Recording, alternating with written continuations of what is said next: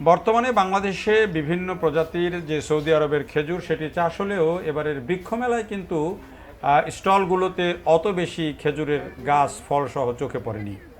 দু একটি স্টল ছাড়া কিন্তু তেমন একটা চোখে পড়েনি, তবে সবচেয়ে ভালো ফলসহ এই গাছটাই চোখে পড়েছে এবং এই গাছটাতে 4-5টা বাঁধা খেজুর আছে এবং খেজুর বেশ ভালো পরিমাণে খেজুর ধরেছে এবং খেজুরগুলো টিকে আছে ভালোভাবেই।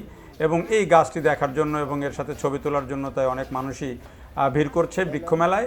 তবে গত বছর আমি খেজুরের গাছের এক ভিডিও দিয়েছিলাম, যেই খেজুর গাছের দাম চাওয়া হয়েছিল 10 লক্ষ টাকা এবং সেটি ব্যাপকভাবে সমালোচনার মুখে পড়ে এবং ভাইরাল হয় সেই ভিডিও। মানুষজন খুবই ক্রিটিসাইজ করে সেই দাম চাওয়াটাকে।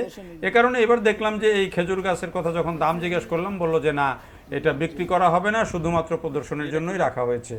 অর্থাৎ তারাও কিন্তু এখন বুঝতে পারছেন যে আসলে অতিরিক্ত দাম চাইলে বা মানুষের কাছে বেশি দাম চাইলে আর মানুষ এখন কিনবে না। তবে এটি এই প্রদর্শনীকে দেখিয়ে তারা হয়তো চারা বিক্রির জন্য এটিকে মার্কেটিংয়ের কাজে লাগাতে পারে। এরকম প্রদর্শনী আমি মনে করি ভালোই মানুষজনের দেখাও হয়।